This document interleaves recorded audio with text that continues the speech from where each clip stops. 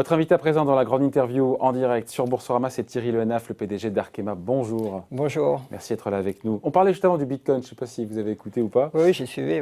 Nouveau record à 60 000 $. Quel regard vous portez, vous, en tant que PDG, comme une grande boîte, sur le Bitcoin Moi, ce qui m'intéresse, c'est la technologie qui est derrière. On parlait de blockchain. Derrière ça, je n'investirai pas personnellement dans le Bitcoin. Mais sinon, c'est intéressant. C'est des phénomènes intéressants et qui appartiennent à la modernité d'aujourd'hui. Mais je ne me vois pas mettre quelques euros.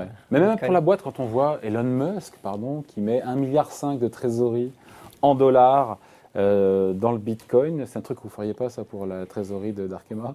Là, je vois, on a un projet à 1,5 milliard à Singapour dans les matériaux de pointe. Je préfère investir là-dessus, très honnêtement. Bon, on revient sur les résultats 2020. Oui. Thierry Le Hénaff, évidemment, vous avez souffert. On avait la patronne de Solvay, Ilham Kadri, vous avez souffert. Encore que baisse du chiffre d'affaires de 8%, on se dit que ça reste. Vous avez limité la casse avec ce rebond au quatrième trimestre de 2%. Oui, on a eu 5% de volume en plus au quatrième trimestre, donc c'est plutôt bien. Ouais. Et derrière ça, on prévoit une année avec une belle croissance. Donc, bon, c'est sûr qu'on a souffert du Covid, mais c'est quand même limité, hein, très honnêtement. On a souffert véritablement quelques mois. Et derrière ça, progressivement, on a repris et on a surtout cherché à être... je pense qu'on a très bien passé la crise parce qu'on a quasiment un endettement déjà, il n'y a pas de perte, alors que si je me rappelle bien, lors de la crise financière, il y a même un gain, on va y revenir. Mais oui, un gain qui est quand même assez substantiel, mais il est en baisse, mais il est quand même assez substantiel. 38%, je crois de mémoire, mais quand on compare la crise financière de 2008, à l'époque, je crois que vous aviez perdu de l'argent, Arkema. Non, on est toujours resté positif. Même en 2008? Oui. Elle est toujours restée positive. Ça veut dire que la crise était mieux gérée aujourd'hui, alors qu'elle est encore plus Non, violente. mais la société n'était pas celle qu'elle est aujourd'hui. Aujourd'hui, c'est une société qui est quand même de pointe, avec des très, très forts niveaux de résultats. Et puis, on est peu endetté en plus. Donc, on a vraiment... ce qu'on a cherché à faire l'an dernier, c'est vraiment nous positionner pour 2021. Et au-delà, ce qu'on a bien fait, c'est très important, d'être positionné pour le rebond. Et donc, on commence vraiment à le voir avec... Le début d'année, justement, il est du même acabit par rapport au rebond du quatrième trimestre. Il est dans la continuité. Oui, il est dans une belle continuité. En plus, on a un peu trop de stockage de la part des clients. Donc c'est plutôt un bon alignement des planètes sur le début d'année. Et en quoi, pour vous, Arkema est vraiment bien préparé pour le rebond, au-delà du fait d'avoir un peu ou pas d'endettement, au-delà de... Qu'est-ce qui peut dire Je pense qu'on a fait l'an dernier, c'est qu'on n'a pas... on n'a pas réduit du tout notre force de frappe. C'est-à-dire que en fait, les effectifs en début d'année étaient à 20 000. En fin d'année dernière, ils étaient à 20 000 également. On a maintenu notre investissement R&D. On a continué à investir au niveau des capex industriels. Donc, ce qui veut dire qu'on démarre en début d'année, non pas en train de reprendre le rythme, mais vraiment à pleine vitesse. Et ce qui nous permet, dès le premier trimestre, de profiter... de la croissance des marchés. Donc voilà, ça peut faire une vraie différence entre les sociétés. Pas de coupe dans les investissements? On a réduit, mais on avait prévu des investissements records en début d'année, donc qu'on n'a pas fait autant que ce qu'on avait prévu, mais on reste sur des investissements parmi les plus élevés dans l'histoire d'Arkema. Donc on reste vraiment, et notamment on a le projet dont je parlais sur un polymère biosourcé à Singapour. C'est 1,5 milliard sur quelques années. C'est quoi un polymère biosourcé? C'est un polymère, c'est un matériau. Un polymère, c'est un matériau. Concernant Arkema, c'est vraiment des matériaux de pointe, haute performance, qui rentrent dans l'automobile ou qui rentrent dans des réservoirs à hydrogène, etc. Biosourcé, c'est qu'il est fait à partir d'une matière première naturelle. Donc là, en l'occurrence, c'est l'huile de ricin. Donc la plante du ricin. Et donc, vous imaginez, vous parlez de la plante de ricin et vous arrivez à un matériau de pointe biosourcé. Et dans la voiture, ça se trouve où ce matériau dans la voiture, ça peut être, vous pouvez l'avoir sur des lignes essence, par exemple. Vous l'aurez demain sur des réservoirs. Vous l'aurez sur c'est du réservoir. Ça peut être du réservoir à hydrogène demain. Ça peut être des lignes essence ou des circuits de refroidissement aujourd'hui. Donc, vous avez plein de... Mais c'est pas que dans la voiture. C'est dans le sport, par exemple dans les chaussures de sport, dans les skis, ça peut être dans les lunettes, ça peut être dans le médical. Vous avez vraiment des applications extrêmement diversifiées. Je note que vous me disiez que dans cette crise, pas de licenciement donc chez Arkema. Les investissements se sont poursuivis, même peut-être un rythme un petit peu moindre, mais oui, bien sûr, l'investissement un rythme fort. C'est quand même adapté, oui. Aucune aide de l'État, aucun chômage partiel. Pourquoi avoir refusé tout ça?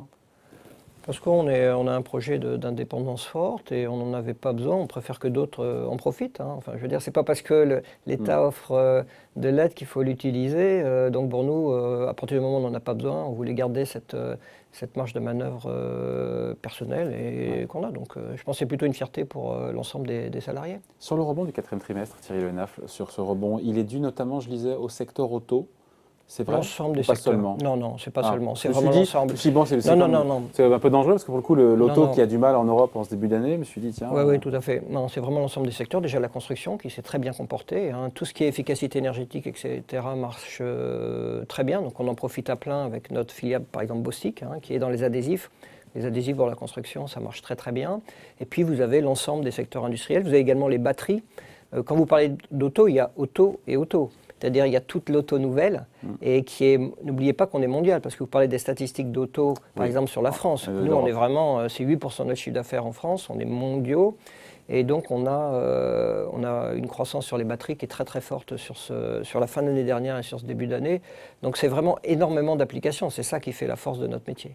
Ouais. Donc bâtiment, voiture, tout, quasiment électronique aussi. Électronique également, oui. En fait, c'est venu par vague. Au début du... On parle des marchés porteurs, pardon, on parle des marchés porteurs. Oui, des marchés porteurs, c'est venu par vague. Ouais. C'est-à-dire à mi-année, vous avez la construction qui a commencé à repartir. Et progressivement, les marchés industriels ont commencé à suivre. L'auto faisant partie des derniers. C'est pour ça qu'on l'a mentionné spécialement au niveau du 4e trimestre. Mais on a tout eu. Hein. Le sport marche très bien, on a vraiment des fortes croissances. Donc la consommation, tout ce qui vient de la consommation marche mieux. Après, il y aura de la volatilité pendant l'année. Qu'est-ce qui est dans le rouge, dans les activités, dans le business d'Arkema aujourd'hui? On a vu ceux qui résistent, ceux qui sont porteurs, mais ceux qui sont compliqués. Je dirais que sur ce début d'année, il y a encore ce qui est lié vraiment à l'énergie traditionnelle, qui est encore difficile. Donc pétrole, gaz, pétrochimique est encore difficile. Et vous faites quoi, qu'on comprenne bien ce que vous faites pour ces secteurs-là? On peut faire des additifs qui permettent d'être à nos clients beaucoup plus efficaces ou des additifs qui permettent de gérer leurs usines de manière beaucoup plus facilement en les optimisant. Voilà, c'est typiquement le... Mais ce n'est pas des gros marchés pour nous. Nous, on est somme de marché. Maintenant, je cherchais les secteurs qui étaient pour l'instant encore négatifs. Ça en fait partie. Mais je dirais que sur le premier trimestre, beaucoup de nos secteurs sont verts. Hein. Mais ils ne pèsent plus grand-chose, ces secteurs-là. Ils pèsent quelques pourcents du chiffre d'affaires. Donc 2021, si j'ai bien compris Thierry Le Hénaff, c'est le retour de la croissance pour Arkema, avec des objectifs 2021 qui m'échappent et que vous allez nous rappeler, et en même temps vous avez admis qu'ils étaient à la fois ambitieux et réalistes, et en même temps vous disiez on a peu de visibilité. Il n'y a pas une contradiction? Non, il n'y a aucune contradiction. C'est-à-dire si vous regardez la visibilité du carnet de commandes, et puis je reviendrai sur les objectifs, la visibilité du carnet de commandes, elle est encore limitée. Pourquoi? Parce que le variant, parce qu'il y a toujours des éléments qui font que vous ne pouvez jamais être avec certitude, mais on navigue dans ce type de contexte depuis maintenant quelques temps, donc on a l'habitude, mais ça n'empêche pas d'avoir une confiance. Oui, ça s'améliore, et c'est pour ça que le manque de visibilité n'est pas antinomique avec la confiance. Et nous, Arkema, on est confiants. Oui, c'est pas antinomique. Parce que moi, je pense qu'avec les vaccins, avec les plans de relance, avec le retour des consommateurs qui ont quand même pas mal économisé pendant la période Covid, je pense que là où on est positionné, hein, sur l'Asie, les États-Unis notamment, et j'espère l'Europe, à un moment donné, on aura des belles croissances. Les États-Unis redémarrent avant. On en parlera. C'est clair, l'Asie, ça fait plusieurs mois que ça a redémarré. Et puis les États-Unis, on commence à sentir que maintenant ça tire fort, pas sur tout. Les infrastructures, par exemple, on pense que ça va tirer demain, mais pas encore. Là, vous parlez des marchés négatifs, ça en faisait partie. Mais je pense que ça va repartir. Tout l'intérêt d'être un peu partout dans le monde. Oui, il faut être diversifié géographiquement et en termes de lignes de produits, en termes de marchés finaux. J'ai eu la semaine dernière Ilham Kadri, patronne de Solvay, pour ses résultats aussi, qui m'expliquait que le business de Solvay devenait de plus en plus vert, avec des produits comme pour vous, peut-être pas les mêmes, hein, mais sur on parlait de voitures électriques, d'hydrogène, d'éoliennes. On a le sentiment qu'il n'y a pas une convergence aujourd'hui des business models des groupes chimistes vers justement les secteurs plus green de l'économie. Alors clairement, on est tous beaucoup sur l'innovation durable. Et puis après, chacun a ses atouts, mais c'est sûr qu'il y a énormément d'opportunités dans la chimie spécialité vers ces segments-là. Après, c'est comment vous êtes positionné. Nous, on a un positionnement unique parce qu'on est à la croisée des chemins. On est vraiment un spécialiste des matériaux. C'est la science des matériaux. Donc c'est le collage des matériaux, c'est la création de nouveaux matériaux qui sont ultra performants ou biosourcés, comme on en a parlé, ou c'est également toute la science du revêtement des matériaux jusqu'aux peintures. On a beaucoup de clients dans les peintures. Et ce triptyque qu'on a, nous, dans les matériaux, dans la science des matériaux, est, je pense, unique dans le monde de la chimie spécialité. Et c'est vraiment notre marque. Oui, après... Vous aidez à la transition écologique? Parce que, pardon, mais Thierry Le Naf, totalement. Sans vous batterie, reçoit depuis comment un vous petit moment. feriez? Mais comment les chimistes ont cette mauvaise image, peut-être du passé, une image d'Épinal, de pollueur. Donc on se dit, attendez, pendant longtemps c'est des pollueurs, et maintenant ils viennent nous dire que c'est grâce à eux qu'on va réussir la transition écologique. Vous comprenez que ça puisse... Pour deux raisons, et à deux niveaux. D'abord, parce que par rapport à ce que vous dites sur l'efficacité, on va dire l'efficacité des usines chimiques, on a fait des progrès incroyables. C'est extraordinaire ce que la chimie a fait. On se compare vraiment favorablement à quasiment tous les secteurs. Et puis derrière, il y a l'innovation qui permet justement d'aider à répondre. Donc pourquoi nos clients ou les consommateurs permettent de gagner en efficacité énergétique, en émissions CO2, etc. C'est grâce à la chimie qui est absolument partout, à cette chimie des matériaux. Donc vos matériaux aident justement à être plus économes, à être plus verts. La question c'est quand vous fabriquez ces matériaux, est-ce que vous-même vous l'êtes? Et là ce que vous me dites, c'est qu'il y a des plans d'économie, d'énergie. Et puis c'est pas aujourd'hui, c'est depuis on a créé Arkema il y a 15 ans, c'est incroyable ce qu'on a fait en termes de progrès. Quelques chiffres sur la baisse de l'empreinte carbone. Mais par exemple, sur les gaz à effet de serre, entre 2015 et 2030, on vise moins 40% de gains. Et entre 2015 et 2020, vous avez fait quoi? Entre 2015 et 2020, on doit être à peu près à la moitié de cela. Ah.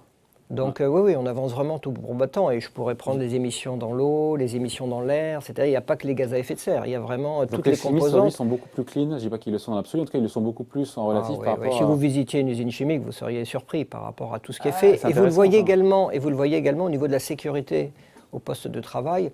On est sur des taux, nous, à un accident par million d'heures travaillées. Il y a beaucoup de secteurs qui sont vraiment à des taux beaucoup plus élevés. Donc, ce n'est pas simplement l'environnement. Il faut aller visiter les usines. Oui, venez. Il en reste en France, moi. Ah bah oui, quand même. Il y en a combien en tout?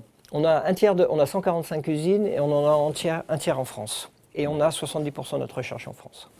Ok, donc ça veut dire qu'on peut encore être un industriel fort en France tout en n'ayant que 8% du chiffre d'affaires en France. Les bases sont en France. Vous vous inscrivez dans l'accord de Paris, pour le coup, avec ce qu'on se dit là? Oui, exactement. Avec les baisses des gaz à effet de serre, on est tout à fait dans l'accord de Paris. Ouais. Bon. J'ai vu que vous avez décidé de vendre l'activité Plexiglas, Altuglas, pour PMMA, pour 1,1 milliard en euros. Il n'y avait plus d'avenir pour cette division-là? C'est une très belle ligne de produits, mais Arkema, comme je le disais, est vraiment... Vous la vendez, alors? Parce qu'on se recentre vraiment sur les matériaux de spécialité, vraiment très haute performance. C'est un beau matériau, mais qui est moins résilient, c'est-à-dire que la courbe des résultats est moins stable que celle qu'on peut avoir, par exemple, sur ce fameux polymère biosourcé. Donc on a tendance vraiment à se recentrer. Ce qu'on dit, c'est le haut du triangle de la performance des matériaux. Donc en prix et performance, on est au-dessus avec le portefeuille d'Arkema vers lequel on va. Et donc, voilà, mais ça fait partie, je dirais que l'évolution du portefeuille d'activité, c'est depuis la création d'Arkema, c'est vraiment une composante forte de la stratégie. Il y a cette idée de sortir aussi de ces activités un peu du passé, entre guillemets. Il y a vous réfléchissez, certains disent, à céder vos gaz fluorés. C'est vrai que vous y pensez? Oui. Pour 300? Oui, enfin, céder ou déconsolider, on verra quelle est la meilleure façon. C'est-à-dire qu'on peut être aussi partenaire minoritaire d'un ensemble plus large, on verra quelle est la meilleure façon. Mais je dirais que ça reste vraiment la partie encore assez matérielle du portefeuille d'Arkema qu'on souhaite déconsolider ou qu'on souhaite céder. Et à partir de là, on sera vraiment quasiment 100% un leader dans le domaine des matériaux de spécialité haute performance durable. Et ça, c'est vraiment ce qu'on veut être. Ouais. Et on voit, Thierry Le Naf, une flambée des cours des matières premières. Je me suis dit, tiens, pétrole à 60, et il n'y a pas que le pétrole, on a évoqué ici les métaux, etc., les minerais. Est-ce que c'est quelque chose qui pourrait remettre en cause, pardon, je vais peut-être un peu rapidement, mais ces objectifs ambitieux, enfin réalistes, ambitieux? Déjà, c'est pris en compte. Et la deuxième chose, c'est que c'est plutôt une bonne nouvelle, parce que pourquoi on a la hausse parfois un peu exponentielle des matériaux? C'est parce qu'après une période de demande très faible, on est sur une période de rebond. Donc les chaînes qui étaient vides restockent, donc ça c'est important pour notre demande. Et derrière, c'est vrai pour les matières premières, c'est vrai pour nos produits. Et donc vous êtes sur une forte croissance de la demande, avec des coûts qui sont supérieurs. Donc il faut gérer tout ça, mais je dirais que l'ensemble du package, lui, il est positif. Et donc pour vous, en tout cas, c'est pricé chez vous. C'est même... Nous, on a un enjeu qui est bien sûr de repasser les coûts des matières premières, mais derrière ça, on bénéficie aussi d'une croissance qui est supérieure à celle qu'on pouvait attendre. Donc je pense que l'ensemble des deux fait qu'on arrivera à rencontrer des objectifs de croissance de 10%. C'est ça, voilà. D'excédent d'exploitation, je vais quand même vous le dire. Donc c'est 10% des excédents d'exploitation pour Vous êtes l'année à tout change constant. Vous êtes à l'aise avec cette prévision? Oui, tout à fait. Oui. Ouais. Oui. Bon, on est considéré toujours comme délivrant, ce qu'on dit, ça fait partie de la marque de fabrique de l'entreprise. Le dividende va augmenter cette année. Oui. Vous confirmez, c'est ça? Oui. Pourtant, le bénéfice net par action a baissé de 38%. Là, on se dit, comment ils font? Oui. Donc, bon, c'est vrai qu'on génère beaucoup de cash. Donc, à C'est partir la de cession pour 1 milliard de PMMA qui permet justement d'augmenter? Non, c'est autre chose. Le dividende, non, on va qui faire augmente. un peu. Le dividende qui augmente, tu passes de 2,20 €, 2,50 €. Non, c'est Comment vraiment vous faites des structurellement. trucs à Non, structurellement, c'est la génération de cash qu'on est capable de faire. Même sur les résultats 2020, qui est vraiment un point bas, en plein Covid, on est de l'ordre de 50% de taux de distribution de dividendes, ce qui veut dire qu'on était capable de revenir. Là, c'est le niveau pré-Covid, en fait, de 50. On revient au niveau où on était avant. Le dividende chez Arkema revient au niveau Avant la crise. Niveau pré-Covid. Ouais. Donc on a fait 2,50, 2,20, 2,50. Ils ne sont pas à plaindre, dis donc, les actionnaires, là, pour le coup, d'Arkema de ce point de vue. Oh non, je pense que C'est peut-être pour ça que l'an vous n'avez pas fait dernier, appel le aussi. cours a... C'est peut-être pour ça que vous n'avez pas fait appel aussi aux aides publiques. Ah, non? Non, du tout. Non, Non, c'est c'est pour verser ce que vous pas... voulez en Non, dividende. c'est parce que, comme je le disais, on n'en avait pas besoin, donc autant faire profiter les autres. Ouais. Mais par contre, on a... le cours de bourse l'an dernier était stable. En plus de ça, on paye un dividende, donc c'est vrai que je pense qu'être actionnaire chez Arkema, c'est bien. Bon, voilà, merci en tout cas. Merci d'avoir été avec nous. Thierry Le Hénaff, PDG d'Arkema, invité de la grande interview en direct sur Boursorama. Merci. Oui, Bye. merci.